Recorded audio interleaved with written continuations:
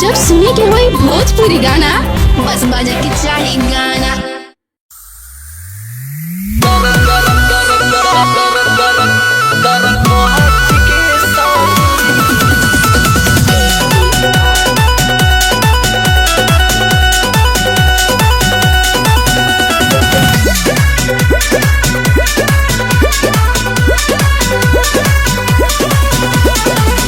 सालू भपैले सैया रहले भूखाइल सोझावते हमरो नहीं कुछ बुझाइल।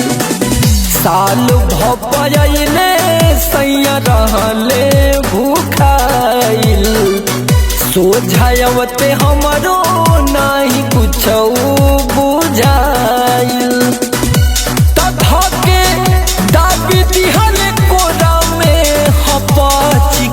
सखी धाके दाबी दिहल कोरा में हपाच के सखी तगलिया लाल कैले दढ़िया से दर कहच के सखी गलिया लाल कैले दढ़िया से दर कहच के सखी।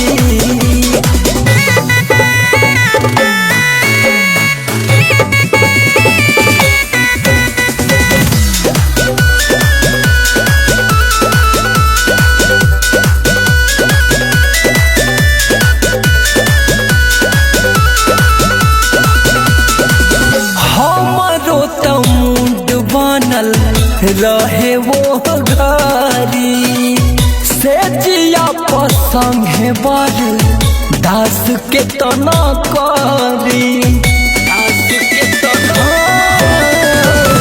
हमारो तमुड बनल रहे वो घरी से जिया पसंगे बर दास के तना करी। दूरे कहाँ जाती उनका से बच के सखी दूरे कहाँ जाती उनका से बच के सखी तगलिया लाल कैले दढ़िया से तर कहच के सखी गलिया लाल कैले दढ़िया से तर कहच के सखी।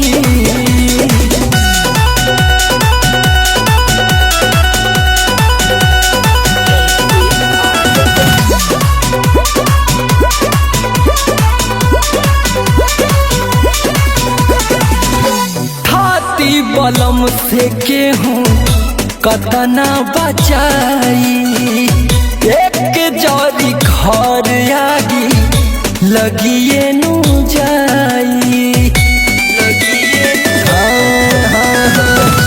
खाती बलम से केहूँ कतना बचाई एक जरी घर आगी लगिए नु जाई।